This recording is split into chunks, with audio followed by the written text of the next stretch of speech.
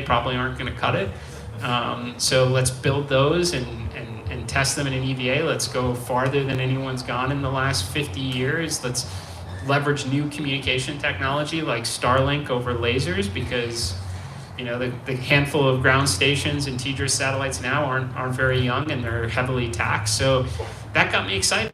It was different than Inspiration 4, which showed that it could be done, to something that was really developmental, to build and do things that hadn't been done before. And how could you not want to be part of it?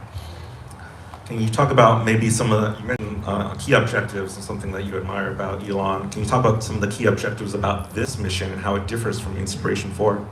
Yeah, so I mean, this is, as I mentioned before, I mean, we have 3 primary objectives. First, it'll be a new altitude record, the highest anyone's flown in Earth orbit. So we aim to go to 1,400 kilometers, which is inside the inner portion of the Van Allen radiation belt. And there's a couple things for that. One, there's a lot of science and research experiments. Well, first, you're not getting to the moon or Mars unless you fly through the Van Allen belts. And we've only done that a handful of times, and it was more than 50 years ago. So if we get to Mars, we'd love it if people are able to come back alive and talk about it. And so I think there's a lot we stand to gain from that. Vehicle architecture, you can make vehicles very hardened for radiation. That comes at a mass penalty, or you can take approach like Dragon with triple redundant architecture and rely on redundancies to make your way through it. So we'll learn from that.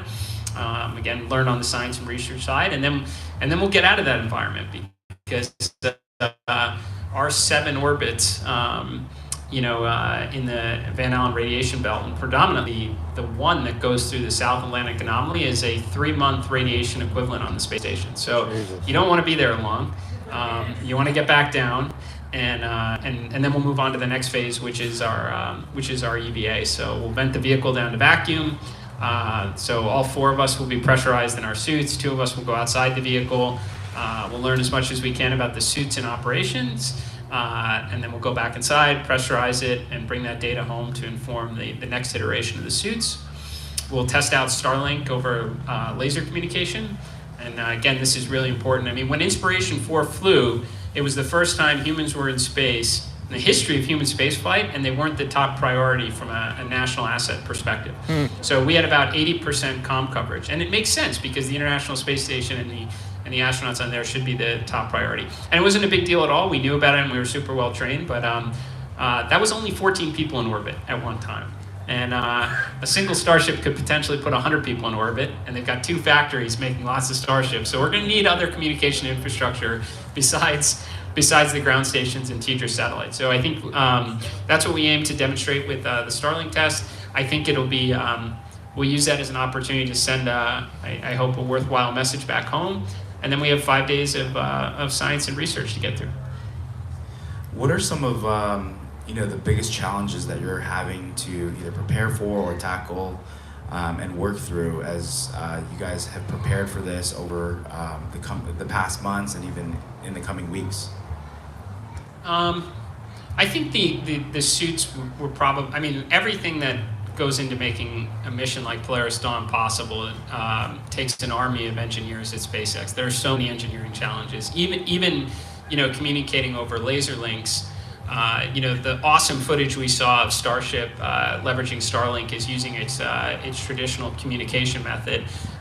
We'll aim to do it over laser links, which, if you have 2 objects going 17,500 miles an hour communicating over a beam of light, even a small thruster firing from a Dragon can break those links. So that's an engineering challenge in its own right. It's certainly not just hitting the on button on the router. But I think building the spacesuits, I mean, there's a reason why we haven't had new suits in 40 years and why they're so expensive. I mean, what looks like a piece of clothing becomes very rigid the moment it's pressurized, and it is your mini spaceship at that point. And everything between you and the vacuum of space. So SpaceX had to do a lot of work over the last 2 years, which is lightning fast, to build an EVA suit. It's got to have redundant life support capabilities, protection from micrometeorites, radiation, the sun's glare. It's got to be mobile. You got to be able to use your fingers, which is very hard. The joints in it, you're breathing 100% oxygen. So there's ESD and fire considerations. There's avionics running through it. It's a lot of work, and the team has just done